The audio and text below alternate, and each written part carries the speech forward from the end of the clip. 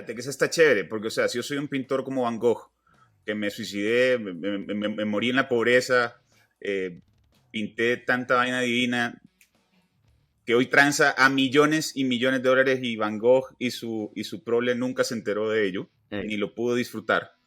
O sea, me estás diciendo que si yo fuese Van Gogh hoy y creo una obra de arte, ¿no?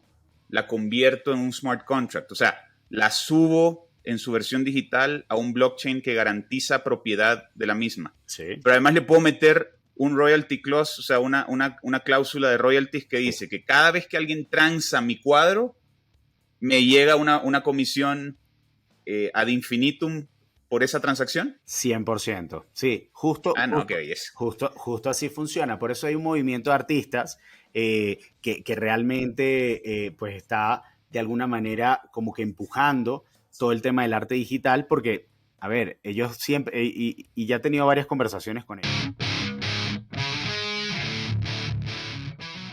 Bueno, buenos días. Continuamos hoy con la conversación.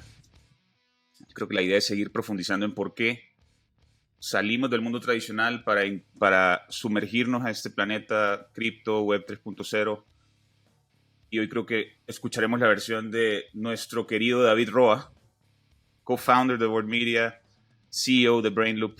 Bienvenido, mi querido David. ¿Cómo estás? Muchas gracias, qué bueno que ya me dejas hablar, porque el episodio pasado eh, prácticamente agarraste el micrófono. Bueno, voy a poner mute, huevón, para que no llores. ¿Ah?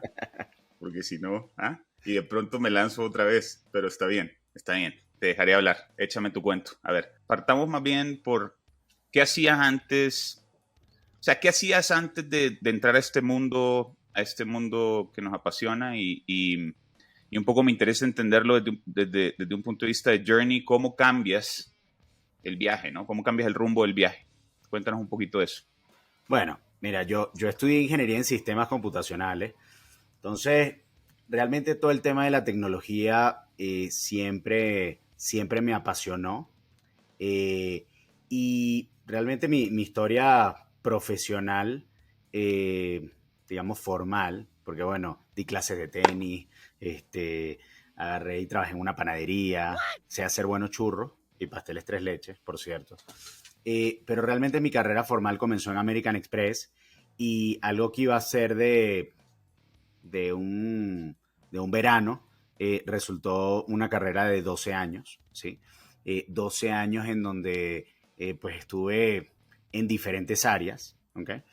Estuve del 2004 al 2016, o sea, un montón de tiempo. Entonces, bueno, nada, ahí realmente me estaba enfocando mucho, sobre todo en la parte de marketing, en la parte de portafolio management, todo el tema financiero, lending, y, pero siempre de alguna manera tenía las ganas de emprender, ¿sí? Entonces me ofrecen ser el CEO de una fintech y salto del barco. Realmente me llega me llega una muy buena oferta y decido saltar el barco, ¿no? ¿Y de Del qué era esta mundo. fintech? O sea, Eh, ¿de qué era eh, esta fintech? una fintech que se enfocaba mucho en proyectos de inclusión financiera, ¿ok? Trabajé en, en ver cómo en México, de alguna manera, se le daban las herramientas a las tienditas, ¿sí? Para que pudieran aceptar tarjetas de débito, tarjetas de crédito, que pudieran de alguna manera hacer pagos de servicio, que pudieran hacer recargas telefónicas. Entonces, bueno, o sea, eso estuve enfocado en esa fintech y luego me entero que nada, que voy a ser papá y digo, no, espérate. O sea, ahora necesito ya yo emprender desde cero algo mío, ¿ok? Y defino mi camino para emprender en el tema de loyalty, que en los últimos años en American Express me he enfocado mucho en el tema de loyalty, hacer programas de fidelización, y ahí tuve la oportunidad de tener experiencia en diferentes industrias, porque American Express compra una empresa alemana que se llama Payback, Loyalty Partner, y entonces es un programa de coalición en donde diferentes empresas de diferentes ramos, un cine, una aerolínea, un retailer, restaurantes, bancos, tienen su programa de lealtad con una misma moneda. Entonces genera sinergias dentro de la coalición. Entonces, la verdad que dije, bueno, esa es la última experiencia que tengo. Crear una empresa de loyalty es un poquito más económico que crear una empresa de servicios financieros, una tarjeta de crédito, etcétera. Entonces, ya decidí emprender en eso. Estoy hablando del 2017, ¿sí? Y de repente llegan mis hermanos, Daniel y JD, y me dicen, oye, hermano, fíjate Pero, que... espérate, que no te vas a escapar tan fácil, yo. A ver, porque lo interesante es entender tu viaje como persona también. Entonces, a ver, Amex, me queda claro lo que sacaste de Amex. Obviamente en Amex aprendiste todo el tema de pagos, payments, entendiste muy bien el negocio financiero detrás de, digamos, o sea, ahí empiezas, me imagino, a entender el tema del acceso, la importancia del acceso a crédito, la llegada y la inclusión al sistema financiero, cómo agilizas pagos, cómo agilizas interacción entre consumidor y establecimiento, ¿no es cierto? Eso me imagino que lo aprendiste ahí. Y este tema de loyalty, sí me gustaría profundizar un poquito de loyalty porque dado que tu historia va a ir muy para allá y el mundo del Web3 y los NFTs y demás tienen mucho que ver con esta interacción entre el tenedor del token, ¿no? Claro. Y la utilidad que este token te genera, ¿no? Entonces me interesa mucho ese tema de loyalty, que te tengas un poquito como a explicarlo, porque para mí loyalty son millas, viejo. O sea, las millas de los aviones, marico. O sea, No, son más. eso para mí es eso. Entonces quiero entender de tu perspectiva, es que cuentes un poquito más de lo de loyalty y a esta altura del partido, ¿cómo te veías tú ya? O sea, ¿cómo te percibías tú después de pasar de la corporación, de estar con el tema oficinero, horario, lo que aprendiste, no aprendiste? ¿Cómo te veías ahora tú ya solito contra el mundo, Mike? O sea, Claro. ¿cómo? Sí, no, el tema de emprender obviamente es un cambio drástico, ¿no? Pero abordando a tu primera pregunta, todo el tema de loyalty, fíjate que American Express para mí fue una muy buena escuela. Definitivamente el tema de los puntos, a veces no hay una transparencia, ¿ok? En el valor de estos puntos. Y entonces de repente te dicen, necesitas 500.000 puntos para irte a Europa, ¿no? Y de repente necesitas 25.000 para irte a Estados Unidos. Entonces, como que luego tú no puedes hacer como, oye, pero ¿a poco cuesta 20 veces más el boleto a Europa, no? Pero bueno, así son normalmente las empresas. Porque, ¿qué sucede? El tema de los puntos en una empresa de servicios financieros, incluso en el estado de resultados, se ve como costo, ¿ok?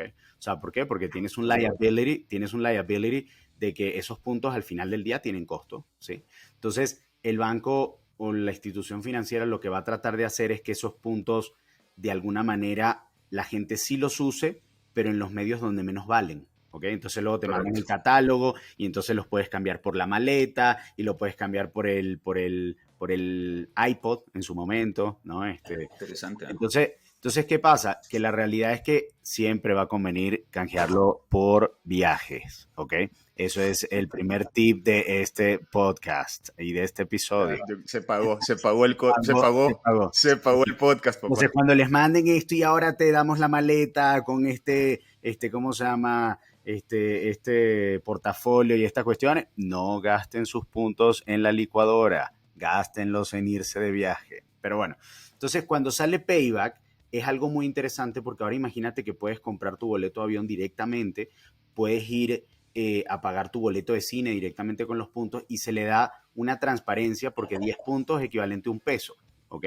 Entonces, de alguna manera ya se da esa transparencia en el valor del programa de lealtad, ¿no? Entonces, pero más que el tema de los puntos, ¿sí? A mí lo que me deja muy claro es que el ser humano muchas veces no necesariamente es leal, ¿ok?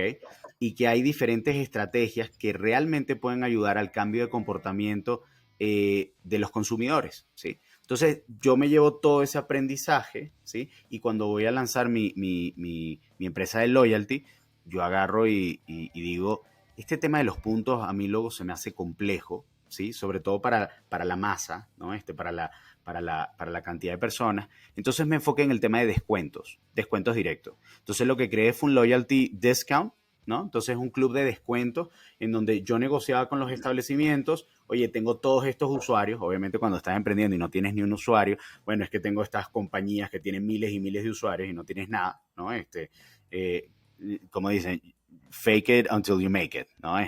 Entonces, básicamente, yo iba con los comercios, te voy a traer toda esta afluencia de personas, dame un descuento a cambio, ¿sí? Y entonces te iba incluyendo en este programa que era una aplicación móvil.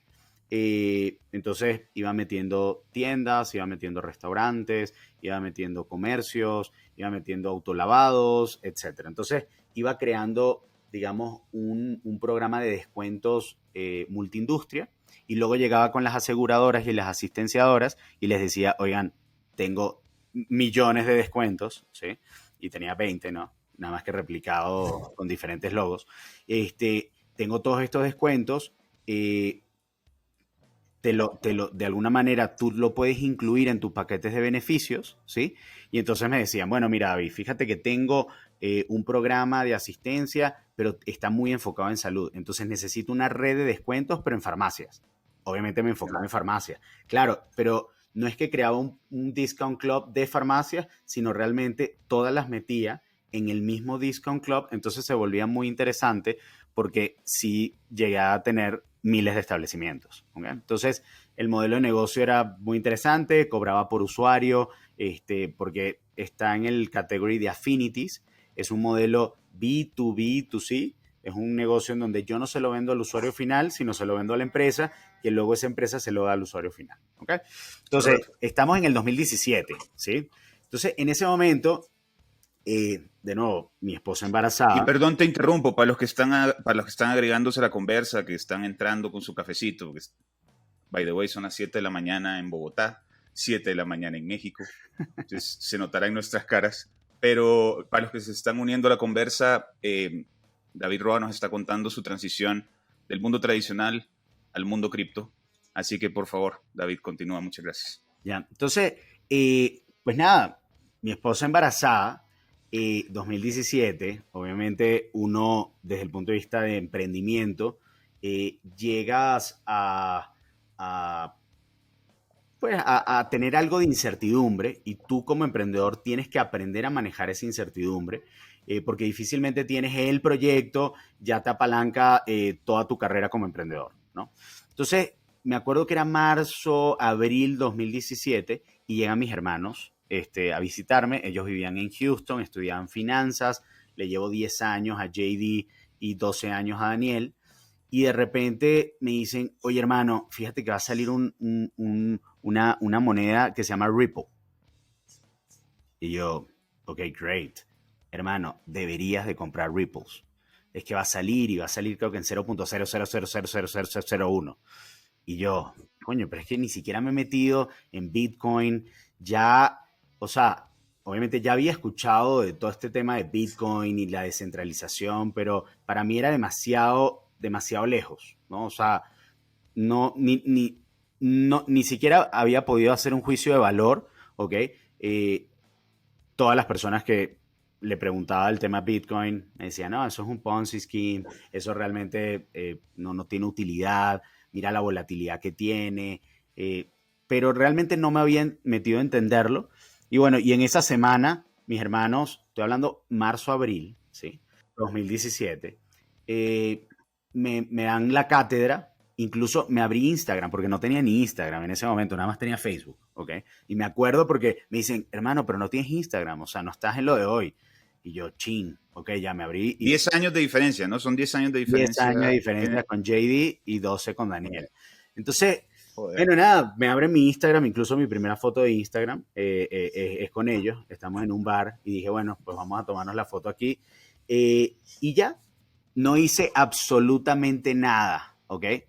Error, hubiera comprado Ripple en ese momento y ahorita te estaría estaríamos grabando desde mi yate, porque sí fue una locura. Bueno, me voy de viaje, Baby Moon, oye, gordita, vámonos, ¿cómo se llama? A viajar. Luego me arrepentí porque gasté algo de plata en ese viaje y dije, fuck, lo hubiera metido más bien en las criptos, ¿no? Regreso, estoy a finales de agosto de 2017 y dije, voy a meter ¿cómo se llama? Una platica finalmente en el tema cripto. Ripple en ese momento estaba en 20 centavos de dólar, ¿sí? Y, y ya, ¿no? Entonces, meto la plata, mis hermanos me dijeron, oye, pero es que Ripple ya subió mucho, o sea, estaba en 0.00001, ya está en 20 centavos, o sea, ya tiene, no sé, 5000X. Vamos a meternos en las ICOs que nosotros vemos que tienen gran potencial. ¿Y qué son las ICOs? ¿No? Pues son los Initial Coin Offering. Entonces, imagínate que es como un IPO, ¿no? Pero básicamente, cuando se va a lanzar una moneda nueva, así se le llama, ICO. ¿Ok? Entonces tú puedes estar en el pre-sale y puedes lograr ciertos descuentos. Y yo, perfecto. ¿Y hay alguna ICO que valga la pena? Y mi hermano Daniel va a escuchar esto y le va a dar mucha risa, pero él me dijo, hermano, yo estoy súper confiado de una empresa que se llama WorldCore. Oye, ¿y qué hace WorldCore? No, es que fui a una plática en Barcelona con el founder y tiene una visión increíble, es de la República Checa y va a ayudar a la inclusión financiera y fíjate, ya tiene una tarjeta y un acuerdo con Mastercard y el equipo, porque ¿qué pasa? Cuando uno evalúa una moneda, tú tienes que ver la utilidad, que es lo más importante, ¿no? Porque hay muchos scams. Obviamente después del 2017 se vio que prácticamente todos eran scams. 99% de los proyectos iban a ir a cero. Pero había mucho hype, como con las nuevas tecnologías, con las nuevas tendencias. Entonces, bueno, WorldCore era la gran apuesta. Entonces, pues nada, era un buen team, ¿sí? Que también es algo que se tiene que ver. Había un buen proyecto y la distribución de los tokens, los founders no se quedaban con la mayoría, ¿no? Entonces, estaba muy interesante el proyecto. Entonces nos metimos en WorldCore, metimos en Ripple, metimos en Tron, metimos en un montón del portafolio y entonces me bajé Blockfolio. Realmente no sé si sigue existiendo Blockfolio, pero me lo bajé y entonces puse mi precio de entrada y eso te decía en el real time cuánto valía tu portafolio de inversión. Y entonces, nada, a la semana, no sé, creo que metí $50,000. A la semana tenía, a la semana tenía $100,000. ¿Ok? A las 2 semanas tenía $170,000. ¿Ok? Al mes tenía $250,000. Obviamente, yo no dormía. O sea, yo nada más veía ¿cómo se llama? El Blockfolio, me despertaba, coño, ya tengo más plata, coño, qué chévere. Me iba antes de dormir, otra vez, a mitad del día lo veía, o sea, pero era un tema como de adrenalina, como, de nuevo, como si estuvieras en el casino, o sea, y esa era la realidad, porque realmente una volatilidad impresionante, y entonces, claro, yo obviamente le presumía a mis amigos, coño, ¿quieres ver mi portafolio? Mira, yo le entré acá y entonces como que la gente empezó a interesarse, a ver, pero cuéntame un poquito más ese tema de las criptos, como que coño, está interesante, coño, tú no te puedes hacer más rico que yo, oye, ¿cómo que estás teniendo tales niveles de ganancia? Coño, pero es que ni la bolsa me ha dado esto en el mejor escenario, ¿no? Entonces, exactamente. Pero bueno, pausa, hago una pausa porque me toca meterme un poquito para recap unas cosas que me parecen súper chéveres de tu cuento. A ver, porque has hablado de temas que yo creo que la gente a veces se queda como, ¿what? O sea, yo pienso en mi mamá, pues, si está escuchando mi madre querida, pero, a ver, hablaste de ICOs, por ejemplo. El ICO, tú lo dijiste, es como un Initial Public Offering de acciones, como cuando una empresa sale y lista sus acciones y las hace públicas para la compra y venta a través del mercado de valores. El Initial Coin Offering es idéntico, pero a través del blockchain y por ende no está regulado, ¿no? No hay regulación, no hay que hacer disclosure de ningún tipo de balance sheet ni de informe financiero, no hay que estar hablando con el regulador para reportar cuál es mi propósito, cuáles son los incentivos detrás, etcétera, etcétera, etcétera. Y ese, por ejemplo, es uno de los grandes riesgos del crypto world, ¿no? Que eventualmente existe una regulación que exija que un ICO o un token que transe a través del ecosistema blockchain cumpla con los mismos requisitos que una empresa pública, ¿no? Es, tú, cuando invertías a través de Blockfolio y armabas todo este cuento y le echabas el cuento a tus partners y a tus panas y demás, ¿tú pensabas en ese riesgo regulatorio o te daba exactamente lo mismo, por ejemplo? No, me daba exactamente lo mismo. O sea, al final, de nuevo, este era, o sea, y creo que mis hermanos, de alguna manera, sobre todo Daniel, porque justo él fue el que más me insistió y de alguna manera Es el financiero del parche, ¿no? cometió, Él es el financiero del parche. es el financiero de la cuestión. Y básicamente eh, nunca me volteé a pensar el tema regulatorio. Yo fui más bien como, oye, el dinero que I'm willing to hold sometime, que realmente no era así. O sea, este sí era un dinero que al final del día yo necesitaba, pero dije, coño, vamos a ver de qué se trata esto, ¿no? Porque, o sea, esta vaina que me pasó con Ripple, ok, en marzo, o sea, no te estoy hablando de 16 años atrás, sino te estoy hablando en marzo, ¿sí? Versus agosto. Oye, hubiera invertido estos mismos $50,000 y tuviera $50 millones, ¿sí me entiendes? O sea, como que ya no Correcto. me volvía a pasar, entonces dije, bueno, ya, casi que all in, ¿no? Vamos a darle. Entonces, Vea, y la otra que te tengo, porque también es importante, Ripple. Quiero profundizar un poquito en Ripple, porque hablaste de utilidad y la importancia de la utilidad a la hora de evaluar estas inversiones y demás.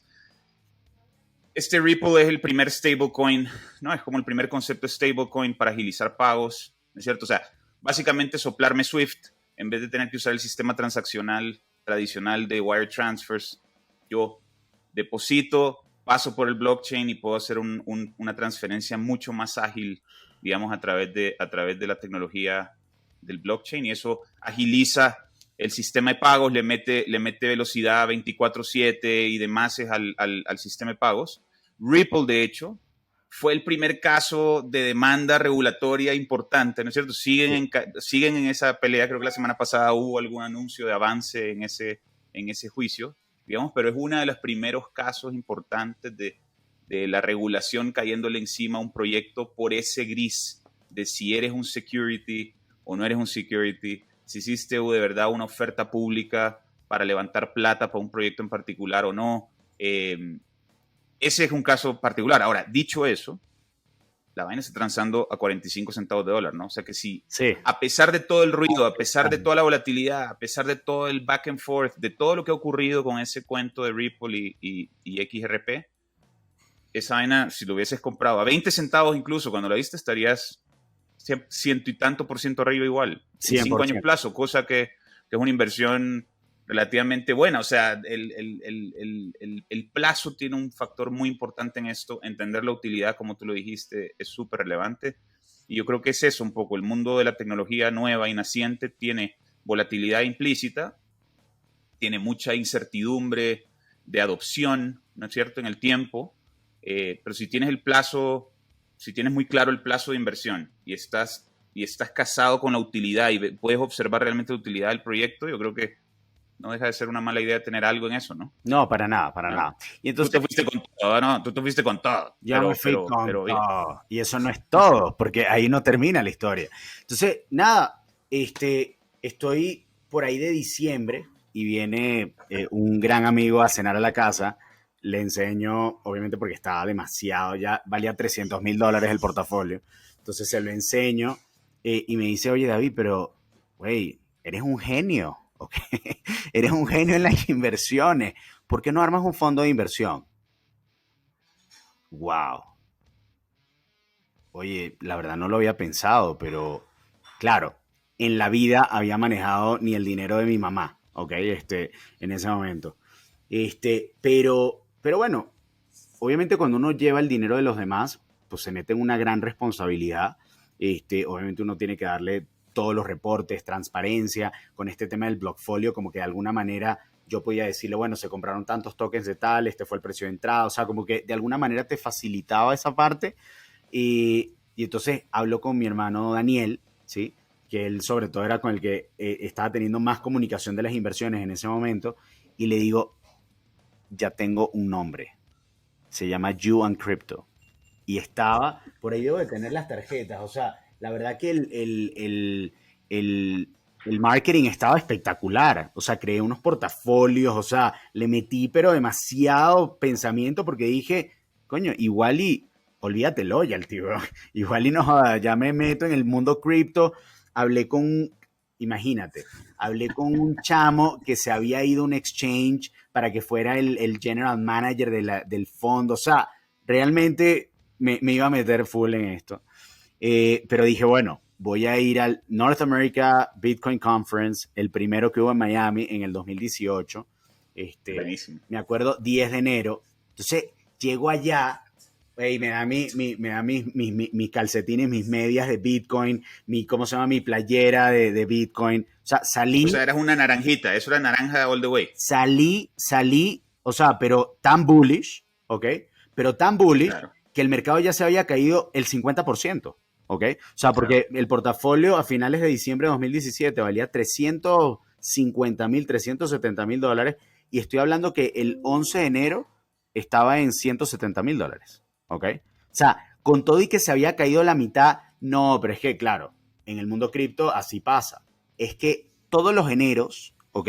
Resulta de los últimos 5 años, mira cómo es la gráfica. O sea, sube en diciembre, baja en enero y luego sube muchísimo en febrero. Entonces, en ese momento agarro y digo, bueno, ya, Te fuiste all in. Te fuiste all in. voy a levantar el fondo. Levanté, yo creo que fueron como $200,000, de los cuales, ¿ok? Yo personalmente, digamos que algunos familiares le respaldé el dinero, ¿ok? Les dije, ¿tú no te quieres meter en esto? Bueno, yo te lo respaldo, ¿ok? O sea, está tan bullish, ¿ok? Y en 6 meses yo me quedo el 50% de los profits. O sea, esa fue una manera realmente tonta, ¿ok? De apalancarse, ¿sí? O sea, es como si tú pidieras prestado plata, ¿ok?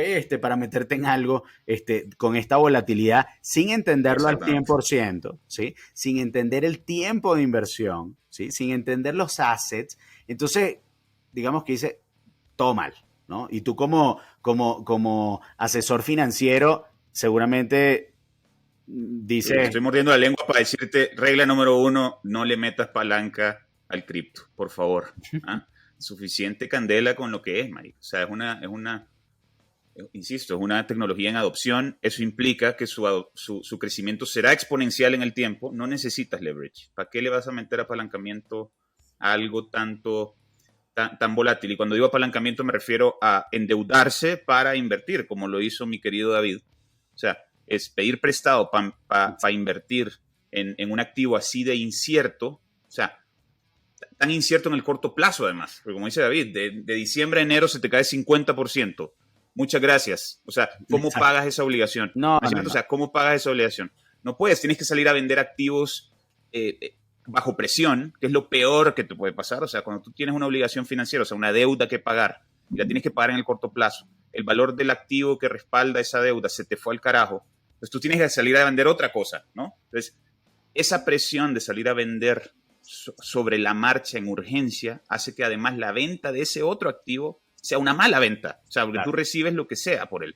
Entonces, uno tiene que evitar ese apretón financiero, uno tiene que ser ordenado en ese sentido. Y cuando inviertes en activos así de volátiles como el cripto, por más buena que sea la idea, por más sensación de virilidad y testosterona que te puede producir un Bitcoin Conference o la subida de precios, tienes que ser consciente que el apalancamiento o la deuda asociada a esa inversión le mete otro nivel de volatilidad que no necesitas. O sea, no necesitas. No, 100%. Entonces, esa fue realmente mi primera experiencia con cripto. Obviamente quedé endeudadísimo.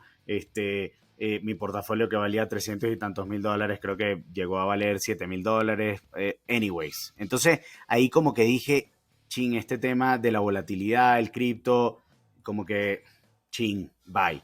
Y durante muchos años, ¿no? Estoy hablando del 2018, 2019, la verdad que las criptos estuvieron bastante bajas. O sea, Bitcoin no pasaba, ¿cómo se llama los 10,000, los 12,000? O sea, realmente estaba como en estos supporting lines sin realmente despegar. Entonces como que dije, bueno, me alejé un poco de eso, me puse a trabajar desarrollando software de capacitación, luego creé otra fintech Y el año pasado, 2021... Nada que ver con cripto, ¿no? O sea, Nada que ver esto de con cripto. capacitación. Nada que ver con cripto, nada que ver con cripto. Como que dije, cripto igual y mis hijos le entrarán, ¿sí? Y de repente, me acuerdo, noviembre de 2020, ¿ok? Me dice JD, oye, hermano, fíjate que Gary Vee, ¿ok? Para los que no conocen quién es Gary Vee es un emprendedor, influencer, americano. Él siempre se ha metido realmente early on en diferentes proyectos. O sea, él creo que hizo la primera venta de vino por internet en 1996. Él invirtió early on en Facebook, en Binance, o sea, en Coinbase. O sea, el cuate es un visionario, ¿sí? Ve las nuevas tendencias, tiene una agencia de marketing muy fuerte que se llama VaynerMedia en Estados Unidos. Y me dice JD, oye, algo raro está haciendo Gary Vee porque le está diciendo a la gente que compre Ethereum. ¿Ok? Que es otra cripto, ¿no? Para los que no saben, digamos que el papá de las criptos, digamos que la manera más pura de cripto, blockchain y demás es Bitcoin, pero la segunda de mayor, digamos, más que bursatilidad, market cap, ¿no? Que básicamente es el valor completo del ecosistema, es Ethereum. Y algo que tiene Ethereum que es interesante es que te permite generar contratos inteligentes, ¿sí? Que básicamente los contratos inteligentes, digamos que tú le puedes programar ciertas reglas. Entonces, vamos a pensar en una transacción muy común, la compra y venta de una propiedad, ¿no? Entonces, imagínate que tú tokenizas esta propiedad, ¿ok? Y básicamente lo que se hace es, ¿en qué momento tú le transfieres el dinero y en qué momento tú cambias la propiedad de ese activo, ¿no? Y lo que hace el blockchain y blockchains como Ethereum es que te lo pueden automatizar. Entonces, el blockchain recibe el activo, el blockchain recibe el dinero. En el momento que estos dos se encuentran, se distribuyen de manera automatizada a la parte correspondiente, ¿no? Entonces, en ese momento me dice JD, aquí viene algo raro. Luego Gary Vee empieza a hablar de NFTs y me dice JD, hermano, métele 2 Ethereum, me acuerdo. En ese momento el Ethereum estaba como en 2.000 y tantos dólares, eran 4.000 dólares. Y dije, güey, después de lo que me pasó con las criptos, etcétera, no lo va a meter, no joda nada.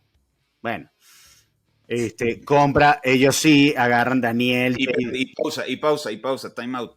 Obviamente, estás en noviembre del 2020, o sea, estabas presenciando, aunque no lo supieras, en ese momento, el nacimiento de la industria de NFTs. Ojo. O sea, porque hoy se nos hace fácil y me parece magnífico, la verdad, que el concepto de NFT se ha vuelto tan mainstream, ¿no? O sea, ya se convirtió como en parte del mito comercial. Para el que lo entienda, el que no, ya el NFT está ahí, rondando. Y es una historia que parte en noviembre del 2020. O sea, tú estabas viendo el nacimiento de eso, a pesar de que existían cosas similares en el pasado, los CryptoPunks, los CryptoKitties y cosas que se habían hecho en el pasado. En ese momento estaban haciendo lo que hoy es el boom del Sí, concepto de NFT. sí, 100%. Entonces, bueno, nada, Gary Vee saca su colección, me parece, por ahí de febrero, marzo del 2021, o sea, el año pasado, no te estoy hablando desde hace mucho. Entonces, costaron, me acuerdo que mis hermanos habrán invertido $20,000, una cosa así. Y a las 2 semanas, de 2 Ethereums pasaron a 25 Ethereums, ¿ok? O sea, una locura y yo, no puede ser, se está repitiendo la historia. Me estoy perdiendo de Ripple ahora 3.0, ¿ok? Claro. Bueno, nada, ni modo, no le entré. Luego me acuerdo que me dice Daniel, estamos en un barcito acá y me dice, hermano, cómprate los Yetis, ¿ok? Coño, entonces agarro y digo, no, esta no me la pierdo. Y entonces creo que tenía como 3 Ethereum y me los gasté todos en los Yetis, ¿ok? Y entonces, ¿Yetis qué era? ¿Qué era un Yeti? no, Yeti literal es imagínate un hombre de las nieves, ¿ok? Arte generativo, que el arte generativo es que tienes la misma base, pero se modifican ciertos aspectos de la imagen, lo cual hace que cada uno de los tokens sea único. Entonces tienes ojos con, no sé, Bitcoin, ojos de diamante, la boca abierta, la boca cerrada, etcétera. Entonces eran unos Yetis que Bueno, realmente... ahora sí me gustó. Espérate, que ahí estás explicando ya, y esto es súper importante, porque esto es tu pasión y vida. Entonces, ya estás explicando que es un NFT y un tipo de NFT que es un collectible, ¿no? Sí. Los coleccionables. Entonces, ¿por qué no te detienes un ratico y me explicas para ti qué es un NFT? Yo creo que Claro. lo acabas de decir muy chévere. Y el caso de los coleccionables, ¿en qué consiste? 100%. Mira, un NFT al final es una tecnología, ¿sí? Es una tecnología que yo digo que siempre tiene como dos partes, ¿no? Una parte es el activo digital, ¿no? Que puede ser una imagen, una canción, puede ser un video, puede ser digamos, cualquier cosa, ¿sí? Que tú puedas tokenizar como un activo digital, ¿sí? Y la Que otra tú puedes parte, representar, que lo que puedas tú puedes representar. representar en versión digital, ¿no? Exactamente, sí, puede ser un... Exacto. Y luego el otro componente tienes la parte tecnológica que es un smart contract, ¿sí? Y el smart contract te permite generar un montón de reglas. Oye, ¿qué pasa? De este tipo de NFTs o de este tipo de colección hay un número limitado, ¿ok? De tokens. Entonces, de alguna manera puedes ver directamente en el contrato si es un supply de 10.000, de 5.000, de 2.000, si es único, ¿sí? ¿Quién lo está creando? Le puedes poner algunas reglas como, por ejemplo, cada vez que se revende este activo, le va a generar regalías, ¿ok? Al creador o a quien creó ese token, ¿sí? Entonces se pueden generar un montón de reglas dentro de este... Espérate, que eso está chévere, porque, o sea, si yo soy un pintor como Van Gogh, que me suicidé, me morí en la pobreza, pinté tanta vaina divina, que hoy tranza a millones y millones de dólares y Van Gogh y su prole nunca se enteró de ello, eh, ni lo pudo disfrutar. O sea, me estás diciendo que si yo fuese Van Gogh hoy y creo una obra de arte, ¿no? La convierto en un smart contract, o sea, la subo en su versión digital a un blockchain que garantiza propiedad de la misma. sí. Pero además le puedo meter un royalty clause, o sea, una cláusula de royalties que dice que cada vez que alguien transa mi cuadro, me llega una comisión ad infinitum por esa transacción. 100%. Sí, Ah, no, qué belleza. justo así funciona. Por eso hay un movimiento de artistas que realmente pues está de alguna manera como que empujando todo el tema del arte digital porque, a ver, ellos siempre, y ya he tenido varias conversaciones con ellos, oye, no podemos ser casi que los creadores iniciales, ¿sí? Y es muy diferente al tema de, por ejemplo, el oye, si tú creas una canción, eres un artista, ¿cierto? ¿Y qué pasa con el tema de la canción? Que pues eso genera regalías a perpetuidad, ¿ok? Oye, si tú creas una película, genera regalías a perpetuidad, pero oye, si nosotros somos pintores, no. Vendemos la obra y hasta ahí se queda, ¿ok? Entonces, bueno, obviamente ahí comienza. No, y lo peor es que la primera venta es la más barata, ¿no? O sea, la primera transacción es la peor. O sea, la primera transacción del cuadro es la más, o sea, es la más mala, ¿no? Porque el cuadro coge valor en el tiempo y es las distintas interpretaciones de la obra la que le dan valor en el tiempo. O sea, que si el primer cuadro lo vendo a 100, o sea, la primera transacción es a 100, 15 años después ese cuadro se transa a $1.000.000, yo ya no vi nada de eso. O sea, yo recibí $100 por mi cuadrito. Exacto, exacto. Entonces, eso obviamente en marzo del 2021 se vende una obra de arte en 69 millones de dólares, que es la de Beeple, la de First 5000 Days. Y este cuate, desde mi parecer, fue el que realmente hizo que explotara todo el movimiento de NFTs. Porque, como bien lo dijiste, o sea, desde el 2017 están los CryptoKitties, 2018 CryptoPunks, o sea, ya tenían un montón de tiempo. Pero entonces cuando alguien dice, oye, este cuate vende una obra de arte digital en 69 millones de dólares en Christie's, oye, yo soy artista. Si él puede, porque yo no puedo, ¿ok? Y entonces empiezan a salir un montón de colecciones y entre muchas de ellas es la de Bored Apes Yacht Club, ¿ok? Entonces, una colección que son unos changos, ¿sí? Mis hermanos de nuevo me vuelven a decir, pero claro, como lo de los Yetis no funcionó, ellos compraron creo que la de Bored Apes a la semana, ¿ok? Entonces me dicen, hermano, yo creo que esta sí es la buena, pero el más barato costaba $8,000 y yo, coño, ya me gasté $4,000 en los malditos Yetis y creo que se fueron, o sea, creo que los compré y en automático todo el mundo dijo, no, es que sea un scam, incluso mucha gente quemó sus Yetis, ¿ok? Los mandó a wallets que nunca iban a ser recuperados porque decían, este es como un meme. Y yo, claro, pero mira lo que está haciendo Elon Musk, ¿no? Con Dogecoin y todo este rollo, ¿no? Haciendo un pump. Este va a ser el nuevo. Bueno, no funcionó, ¿no? Oh, no. Ahorita si me quieren comprar mis Yetis, los vendo a .08 Ethereum. Todavía tengo como 20. Oye, pero mis hermanos me dicen de los Bored Apes y digo, no. O sea, $8,000 es como un ticket, oye, para un solo Bored Ape. Oye, pero hermano, nosotros le vemos mucho potencial. Ellos se compraron 3. Y yo no. Porque claro, ya le habían sacado ganancia a lo de Gary Vee y se habían comprado sus Bored Apes. Entonces, bueno, al final del día no me metí. Al mes valían $100,000 cada Bored Ape. De nuevo, güey, simplemente no sirvo para temas de inversión, ¿ok? En temas de NFTs como tal, tengo que seguir más a mis hermanos. Y ya estoy hablando de septiembre del año pasado y en un desayuno conozco un comediante, ¿ok?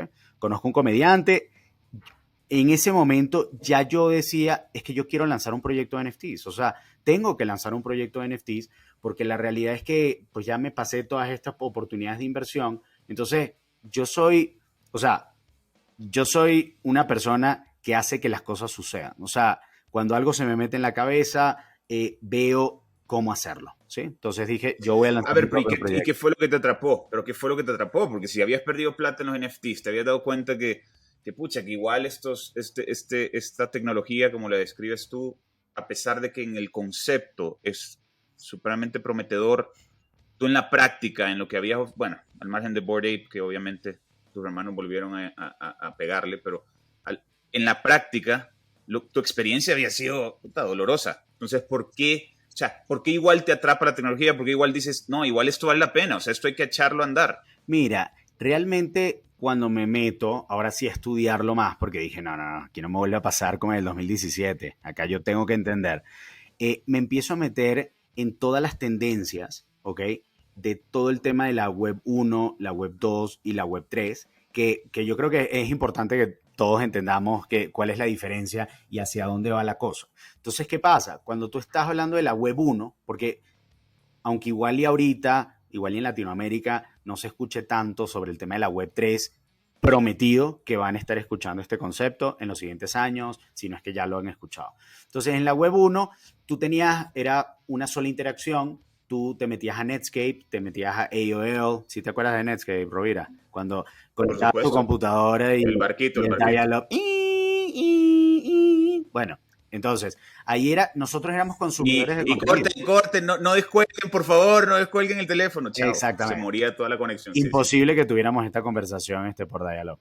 Luego, imposible. La web 2 entran de alguna manera empresas grandes, ¿no? En el caso de Facebook, ¿sí?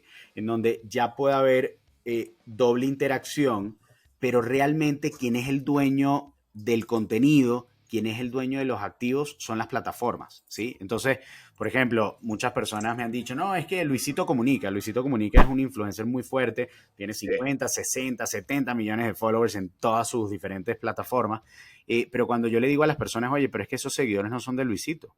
No, pero ¿cómo que no son? Si yo me inscribí, soy seguidor de Luisito. Sí, pero dile a Luisito que todos esos seguidores lo cambia a otra plataforma. Él no puede hacer eso. Claro, lo puede hacer poco a poco y le puede decir, pero realmente quien se queda toda la información de los usuarios, quien explota toda esa información, pues es Facebook, ¿ok? Entonces, aquí se habla de un tema centralizado, ¿sí? En donde necesitamos intermediarios para poder llegar con nuestras audiencias, ¿ok? Entonces, ahora, ¿qué es lo que habla de la Web3? Tiene que ver con un tema de propiedad, ¿sí? ¿Quién es el dueño de la propiedad realmente? Pues la persona, ¿no? Los consumidores. Pausa. Igual el Web 2.0 tuvo su contribución interesante en la descentralización, ¿no? Porque antes tenías que estar en Televisa o en CNN o tenías que formar parte de alguno de estos canales de televisión o radio y demás es para poder, o sea, para poder comunicar o enviar un mensaje al mundo. Luisito, viejo, armó su canal a través de Facebook o a través de YouTube y la noticia la hacía él. Digamos, y nuestro productor Rambo, por ejemplo, que nos está grabando ahorita y nos está observando hacer el oso, o sea, Rambo se lanza a la radio o a producir estos temas sin mucha, o sea, sin mucho permiso de nadie, ¿no? O sea, es hacer, esto sí lo logró el Web 2, ¿no? Esto que estamos haciendo. Ahora, tú tienes razón, toda la información que alimentamos a través de, no sé, nosotros estamos usando Riverside para grabar esto, subimos a YouTube los videos, subimos a Spotify las grabaciones digitales, ¿no? Todo eso le pertenece a esas entidades. Y esa entidad hará o deshace lo que quiera con ella, ¿no? Exacto. Entonces al final, o sea, lo que sobre todo ayudó fue permitirle a creadores independientes, ¿sí? Tener exposure al mundo, ¿sí? Y poder crear contenido y poder generar otros modelos de negocio, ¿no? Pero, o sea, desde el punto de vista de centralización, pues sigue muy centralizado, ¿no? Entonces, ¿ahora qué es lo que busca la Web3? Pues es de qué manera ahora ese Luisito sí puede ser el dueño, ¿ok? De estos activos digitales, ¿sí? Sin tener que pasar por intermediarios. Y ya hay plataformas como por ejemplo Discord, ¿sí? Que todavía falta bastante en mejorar en temas de user experience, hacerlo más accesible y entendible, ¿sí? Pero hay un montón de herramientas que te permiten ya esto. Entonces, pero esto no es nada más para los influencers. Vamos a verlo, por ejemplo, con el tema de la parte de la música, ¿no? Entonces, yo hoy soy un músico y yo hoy necesito a Warner Music, a Universal, a Sony, a Believe, a yo no sé qué tantas, ¿cómo se llama? Record labels o difusoras, para que puedan ellos de alguna manera llegar al consumidor final. ¿Qué se puede hacer con esta tecnología? Oye, ¿qué pasa si llega un artista y de alguna manera fragmenta o tokeniza partecitas de sus canciones y las vende directamente con sus fans, ¿sí? Y tú dirías, bueno, ¿y los fans por qué quisieran comprar estas canciones o estos pedacitos de canciones?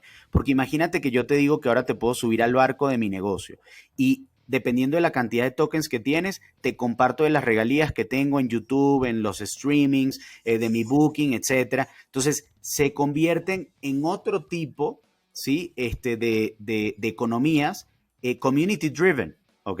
O sea, donde las comunidades realmente ya son parte de los modelos de negocio y esto cambia completamente y hace disrupción fuerte en diferentes industrias. Y realmente la música yo creo que es una de las que se va a ver más disrupted por esto. Entonces déjame un recap de lo que acabas de decir para ver si entiendo, ¿no? Y ver si logro aterrizar lo que entiendo me estás contando. Entonces, primero, a través de esta tecnología yo logro varias cosas en particular. Pero la primera, yo como artista o generador de valor, porque quiero extender el concepto a ver si me funciona, pero soy artista, pum, tengo una canción, no, acabo de escribir Ojalá, Silvio Rodríguez, pum, compuse Ojalá. Qué barbaridad de canción. Está buena. Te la tiraste, pero bien, esa. Entonces, Ojalá la compongo, pum. Quiero sacarla al mundo, ¿no? Entonces necesito financiamiento. Necesito financiamiento. Hoy, para pedir financiamiento, tengo que ir al banco. El banco me va a decir, a ver, viejo, saca tu guitarra acá, vete para la calle. Entonces, listo, me tengo que ir para una disquera o alguna radio, alguien que esté metido en el medio, que quiera patrocinar mi emprendimiento musical. Entonces voy a una disquera, la disquera me dice, oye, no, esa canción está chévere, hay que pulirla un poco, déjame, yo te meto producción, yo le meto marketing, y eso a lo que se va a resumir es que yo te voy a dar 100 pesos, ¿no? Y de todo lo que se genere vendiendo Ojalá por el mundo, yo me quedo el 80% y tú el 20%, ¿no? O sea, exacto. Primer fenómeno centralizado, ¿no? Hay una centralización. O sea, ya no eres tú el dueño de Ojalá, sino que el dueño, como siempre, es el que te presta la plata, es el dueño del activo o lo fasado. Entonces, tú me dices, con el NFT, ahí ya cambio ese modelo. ¿Por qué? Porque si yo soy capaz de llegarle a una comunidad directamente a través del uso de una tecnología como el blockchain, entonces yo subo esa canción, que es mía, esa propiedad la atestigua o la audita un blockchain, llámesele Ethereum. Yo subo ese activo, lo digitalizo, lo subo al blockchain de Ethereum, que se encarga de atestiguar que ese archivo me pertenece a mí. Como tú dices, la digitalización me permite, además, atomizar ese concepto. Entonces, la canción, que hoy puede ser un token, puede dividirse en 100 millones de unidades. Entonces, ese token tiene 100 millones o 10,000 o 2,000 o 2,000, lo que quieras, pero puedes partirlo en pedacitos. Y de repente yo puedo empezar a vender esa propiedad de mi canción a terceros que puede ser la gente que me llegaba a escuchar a los bares y que me aplaudía y me decía, weón, tú deberías de sacar eso a un disco, deberías de hacer un disco. Y la típica vieja que tiene una camiseta con mi foto acá y vamos, vamos, y te sigue por todos lados y empiezas tú a crear una comunidad propia. Y esa gente de pronto sí está dispuesta a financiarte. O sea, ellos creen en tu proyecto, creen en tu talento y te financian directamente. O sea, Exacto. compran ese token y te financian directamente. Eso elimina al intermediario. O sea, saqué a la disquera de en medio, saqué a la radio de en medio, saqué a todo el mundo. Listo.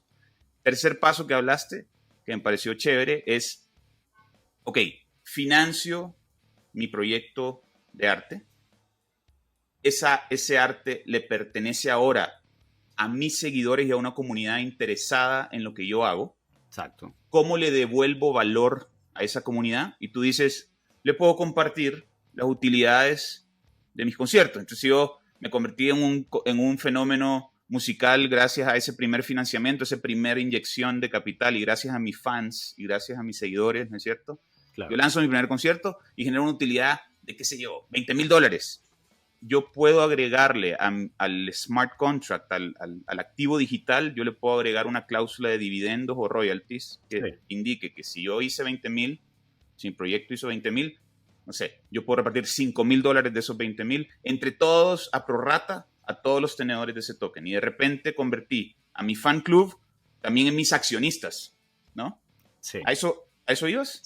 Sí, justo a eso iba. Ahora, algo que, y esto digamos que es como la versión 100% descentralizada, yo creo en una web 2.5, ¿no? En donde va a haber como una convergencia entre la web 2 y la web 3. Ya incluso los record labels se han dado cuenta, o sea, y te digo porque hace como 3 meses me buscó justo un record label grande para una posición de web 3, ¿ok? O sea, no. Ya, sí, no, te lo juro. O sea, para que tú trabajes dentro de la disquera. Para que yo me fuera a trabajar a la disquera. O sea, y la realidad, bueno, fue un headhunter, ¿cómo se llama? Bueno, y básicamente ellos ya se han dado cuenta de que se tienen que meter ahí, primero porque incluso a ellos les conviene, porque imagínate que ellos ya no tengan que meter la plata al artista, sino la puedan sacar del fanbase, pero sobre todo, más que un tema económico de financiamiento, es cómo ahora haces parte mucho más fuerte a la comunidad. Por ejemplo, en los equipos deportivos también está pasando. Entonces, ¿qué pasa? Tienes al Paris Saint-Germain, al Barça, etcétera, que sacan sus fan tokens, ¿sí? Que están en blockchain. ¿Y qué sucede con estos fan tokens? Que te dan derecho a votar sobre ciertas decisiones del equipo. Entonces, no es nada más un tema de como inversión, etcétera, sino que además logras generar un loyalty, volviendo al tema del loyalty en su momento, ¿sí? Y eso era un poco lo que en septiembre, cuando conocí a este comediante, Bobby Comedia, le hablé de todo esto, a él se le volaron, ¿cómo se llama el cerebro? Y dijo, oye, yo quiero hacer algo con ustedes, y lanzamos el Comedy Monster Club, que fue el primer proyecto de comunidad NFT de la TAM, y entonces, de alguna manera, es un proyecto o sea, para amantes de la comedia, o sea, realmente ahí, JD y yo fungimos más como advisors, investors, o sea, al final, Bobby, pues, es el comediante, el que tiene toda esa experiencia, y el que le está dando vida, como tal al proyecto, y a raíz de eso, se generó una oportunidad de negocio, donde de repente nos empezaron a buscar diferentes marcas, para que los ayudáramos y los asesoráramos a lanzar sus proyectos de NFTs, y ahí es como nace Brainloop. O sea, ese es como, digamos, el resumen, ¿sí? Y en Brainloop lo que ayudamos precisamente es a marcas, a personalidades, artistas, a lanzar sus proyectos hacia el metaverso, ¿ok? Hacia la Web3, porque todo el tema de los NFTs, de nuevo, es la tecnología. O sea, ya incluso en los proyectos que estamos lanzando ya no hablamos de la palabra NFT, porque si no hay que explicar muchísimo, ¿no? Entonces más bien nos clavamos en activos digitales porque esta es la tecnología, ¿no? Nadie dice, oye, voy a lanzar una empresa de internet. en 1995 seguramente la gente lo decía, pero ya no lo dice, ¿no? Ya te hablas un Ahora e-commerce, ya todos hablas, somos empresas de internet, todos ¿no? somos Todos empresas de somos... Internet, exactamente. Entonces, una de las cosas que estamos haciendo en Brainless son modelos escalables, ¿no? Obviamente nos estamos abocando mucho a través de Board Media, que síganos, por cierto, en Somos Board Media, en Instagram, boardmedia.io, para que se suscriban a nuestro newsletter. Todo el tema educativo, todo el tema de noticias en el mundo cripto, Web3, ¿sí?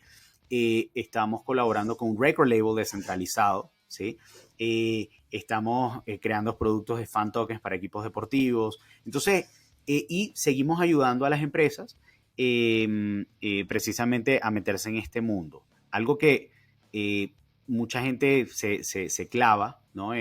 Oye, es que el metaverso es un concepto que desde mi punto de vista, más que ser un lugar inmersivo en donde vas a tener este otro tipo de experiencias, el Internet Plus, como lo dicen muchos, para mí es un punto en el tiempo en donde el ser humano realmente está valorando más los activos digitales y las experiencias digitales más que las físicas, ¿sí? Y los NFTs forman parte dentro de este ecosistema macro, ¿ok? Que se llama el metaverso, ¿ok? ¿Por qué?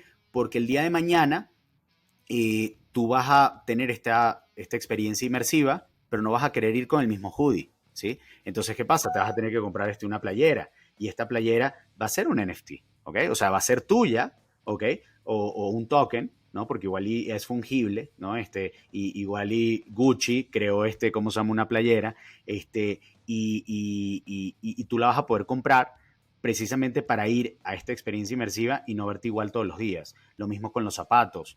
Eh, Esto no es una moda, esto llegó para quedarse. Las empresas más grandes del mundo están apostándole porque realmente sea la revolución tecnológica más importante del siglo XXI. Microsoft compró el año pasado una empresa en 60 billones de dólares para acelerar todo su desarrollo en sus toolkits corporativos, porque ellos dan muchos servicios a corporaciones. Entonces, esta empresa de gaming es precisamente, ellos sí tienen la parte de Xbox y toda la parte de gaming, pero también para poderle ofrecer a empresas estas opciones de oficinas virtuales, ¿no? Tienes a Gucci invirtiéndole mucho, a Walmart, Meta, que se está enfocando mucho en el tema del metaverso, y aquí es donde va a haber algunas cosas centralizadas y va a haber algunas cosas descentralizadas, ¿ok? Entonces... Pero espera, antes que entres al concepto de descentralizado, a ver, a mí este tema del metaverso, ya sabes, te explota la cabeza porque dices, ¿cómo así? O sea, voy a terminar viviendo en un cuartico de dos por dos con unos lentes virtual reality y voy a vivir en un mundo virtual. Ese es como lo que a mí, personalmente, o sea, a mi generación, o por lo menos yo a mi edad, a mis cortas 41 años, se me viene a la cabeza, ¿no? O sea, cuando pienso en el metaverso, pero lo asocio porque cuando yo hablo con mis sobrinitos o veo las generaciones, no sé, 10 años menor que yo, que son generaciones que crecieron con el tema de gaming y la experiencia, ¿no es cierto?, de estar en un mundo virtual y existir en ese mundo virtual, porque, no sé, yo insisto, hablo con mis sobrinos o hablo con personajes 10 años, 12 años menores que yo y hay gente que, no sé, creció con World of Warcraft, creció jugando, ¿cómo se llama esta vaina? La guerra, o sea, que estás que Sí, estás en todo. Call of Duty o creciste jugando Fortnite o hoy Minecraft y Roblox y demás, y tú notas que su interacción social se da dentro de estos ecosistemas, ¿no? O Sí. sea, sus amigos, sus viernes en la noche son jugando Call of Duty y hablando con el amigo en Suecia, con el amigo en México, con el amigo en Venezuela, con el amigo en Estados Unidos y tal, y esa es su forma de interactuar, cosa que para mí es inconcebible. O sea, yo salía a embarrarme a la calle, a montar bici, a jugar deportes, yo interactuaba por teléfono, no sé, o sea, para mí es un concepto totalmente novedoso. Hoy, obviamente, o sea, lo mucho que llegaba yo era jugar FIFA, ¿no? Online, pero hoy es de verdad una forma de ponerse una camiseta, como tú decías, me pongo un hoodie de un color, me pongo un color de piel azul, Sí. soy un mono de 2 metros ¿no es cierto? Sí, sí. Con una M16 y una bazooka, y eso me representa, o sea, soy ese personaje Sí. y tengo un rol dentro de una comunidad virtual que es válido, que es importante. Entonces, por eso mis sobrinitos me dicen, no, cuando yo les digo, a ver, niños, pero sálganse del mundo virtual, porque ya sabes, pasan con el iPod jugando Minecraft, uno está en la sobremesa hablando, oiga, y estos pelados están con el iPad clavadísimo, jugando, hablando, conversando con quién sabe quién, ¿no? Y tú le dices, a ver, niños, sálganse del mundo virtual un rato y vengan al mundo real, vuelvan al mundo real. Y te dice, tío, es que el mundo real es tan aburrido. Aquí, o sea, aquí todo es obligaciones, todo es, sí, no es cierto, todo es órdenes, todo es pórtese bien. Aquí yo soy alguien, soy un brujo, soy un mago, soy un man gigantesco, Claro. ¿no? O sea, es impresionante, pero lo que tú dices es cierto, esto pasa por las experiencias, ¿no? Por una experiencia y un estado de ser distinto. Yo, si hago un paralelo a nuestro mundo, yo diría que es la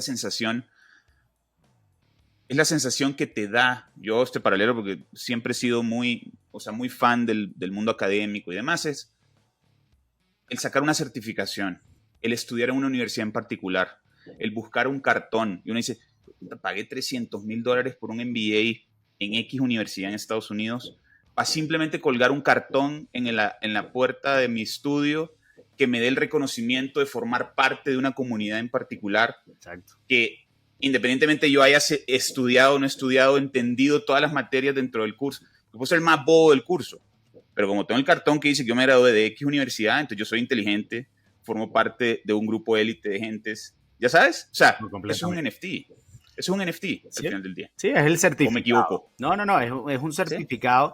Y entonces, lo que tú has hablado estos últimos minutos, creo que es lo más importante. O sea, el tema de las comunidades, ¿sí? Y yo justo estaba en una conversación con la gente de Mercado Libre, con la gente de diferentes retailers fuertes acá en México.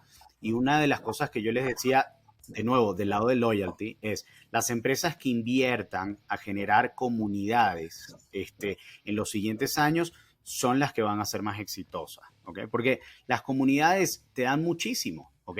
Primero, te pueden, de alguna manera, todo el social currency de recomendaciones, de evaluar tu mismo servicio, de darte retroalimentación, se vuelve muy poderosa. Y las empresas que lo están haciendo son las que saben y le van a apostar a precisamente esto, ¿no? Entonces, esto es una tecnología que facilita, ¿sí?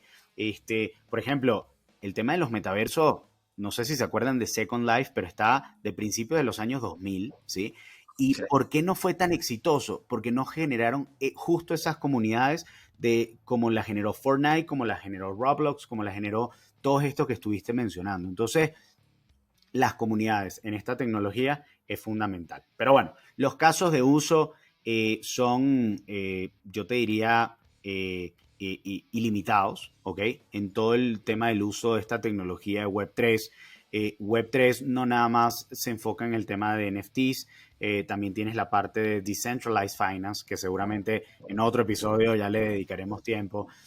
Tienes pues muchas aplicaciones, ¿no? Y creo que conforme van pasando los meses y los años, se van descubriendo nuevas. Eh, mi sugerencia siempre a todas las personas es, cuando salgan tecnologías nuevas, estudienlas, vean cómo pueden de alguna manera contribuir o afectar a su industria, a su ecosistema, a su modelo de vida. Y en ese momento, eh, eh, creo que es buen momento para entrar, para entender más y con gusto nos pueden contactar y podemos agendar una cita si es que ven alguna oportunidad para generar algún proyecto utilizando esta tecnología. Y, y bueno, esa realmente fue un poquito mi incursión en todo el tema cripto, NFTs, estos últimos 5 años de mi vida. No, magnífico, David, la verdad que chévere la historia. Yo, antes de terminar, te preguntaría, ¿qué es lo que más te entusiasma hoy? O sea, de todo esto, si hay algo que tú digas, pucha, esto va a ser grande, o sea, esto va a ser impresionante. Algo que tú veas, me estoy enfocando mucho en esto porque me llama mucho la atención. Mira, yo creo que empoderar a los creadores, ¿sí? El tema de la música, yo soy cantante frustrado, ¿sí? Eh, creo que en el tema de la música es algo en donde eh, yo no sabía, pero el 25-30% de la industria musical a nivel global ya lo representan los artistas independientes, ¿sí? Entonces, Wow. realmente es un número importante, ¿sí? Cuando tú te pones a ver y tú dices, oye, es que las empresas de streaming ya ayudaron muchísimo a los artistas, ¿ok? A ganar plata. Cuando tú te pones a ver que tú necesitas tener, oye, 300 vistas, por ejemplo, de una canción tuya, o 17, o 300 personas que han escuchado tu canción en Spotify para que tú ganes $1, ¿ok? Tú dices, oye, el sistema, a ver, si hay un avance definitivamente, porque antes del streaming, pues para tú darte a conocer, o antes de que existiera TikTok para darte a conocer, o sea, realmente, oye, era bien difícil, ¿sí? O sea, a fuerza tenías que pasar por un record label y es un avance, como tú dices, pero el sistema sigue roto, ¿sí? Entonces, cuando tú te pones a ver que un artista independiente vendiendo 100 NFTs es prácticamente como si hubiese conseguido 5 millones de escuchas de tu canción, dices, oye, aquí hay algo que no hace sentido. Entonces, el darle una plataforma, el darle herramientas adicionales a estos artistas independientes para que no tengan que depender el 100% de estos organismos centralizados, creo que es un gran aporte tecnológico, ¿sí? Entonces, por eso yo no veo a las record labels desapareciendo, por supuesto que no. Yo más bien veo a las record labels adoptando esta tecnología, Transformándose. Claro. transformándose. Veo a los artistas independientes con más empoderamiento, ¿sí? Y veo a las comunidades de alguna manera interactuando mucho más cercano, porque ¿qué pasa? Si yo voy a ganar regalías de este artista, yo como fan me voy a encargar no de ser fan, voy a ser Así el es, super fan. así es, Entonces, así en vez es. de tener a una persona, un booking agent o lo que sea, que se va a encargar de promocionar tu canción, vas a tener a millones, ¿ok? De fans promocionando tus canciones. Entonces, de nuevo, creo que va a haber un blend muy interesante, por lo menos la industria de la música, yo te diría que es una de las industrias que... No, y además empoderas a la comunidad, ¿no? Porque la comunidad puede apoyar aquella iniciativa que le gusta, no necesariamente lo que le entregan, ¿no? O sea, nosotros somos consumidores de lo que nos entregan. O sea, 100%. sin que lo sepamos mucho de lo, o sea, sin que lo sepamos, obviamente no nos damos cuenta, pero consumimos lo que nos dan en la boca, ¿no? O sea, lo que nos sirven en la boca. Eh, Esta vaina empodera también a la comunidad a elegir aquello con lo que conecto, quiero formar parte de, lo puedo echar a andar, o sea, le puedo dar vida a eso, y además recibiré parte de la utilidad de que esto funcione ya de forma financiera, puede ser con regalías, como tú dices, como no financiera, como cuando te dan la votación para elegir la camiseta del Barça y tú tienes un voto para elegir la camiseta del Barça, tú siendo fanático del Barcelona, eso vaina es de otro planeta, ¿no? O sea, poder participar de ese tipo, o sea, que hay utilidad financiera como no financiera, pero al final del día lo que estoy haciendo es creando esa fuerza comunal que, ojo, trascenderá la música, trascenderá el arte y se meterá a la democracia, a la decisión, a las decisiones políticas, a las decisiones de usos de bienes públicos que dejarán de ser bienes públicos, sino más bien privados. Yo quiero echar a andar una iniciativa de financiar un parque. Lo puedo hacer en una comunidad suficientemente grande. Puedo echar a andar financiamiento para un proyecto en particular a nivel país. Lo puedo financiar de comunidades, ¿no? O sea, todo lo que me estás diciendo, o sea, al final, insisto, son cosas que te expanden la cabeza y te dejan para muchos capítulos más, viejo David. O sea, yo creo que tenemos que seguir, vamos a tener que hacer como un zoom in a distintos temas que has tocado, porque me parecen que, o sea, sí, te atrapan y te dejan pensando y te hacen querer conversar mucho más. Pero creo que tenemos que ir ya cerrando este episodio.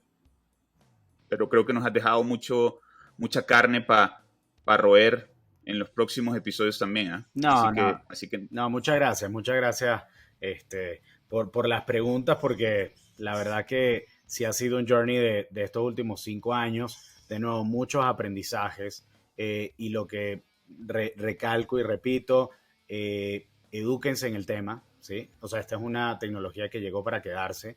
Entonces, mientras de alguna manera se puedan subir en la ola antes, la van a poder aprovechar mucho más, le va a poder dar ventajas competitivas versus la competencia y en boardmedia.io pueden tener muchísima información. Si nos siguen en Twitter, somos Board Media, somos Board Media en Instagram. Y bueno, para que se mantengan actualizados en todo lo que está pasando en este mundo cripto y Web3. Así es.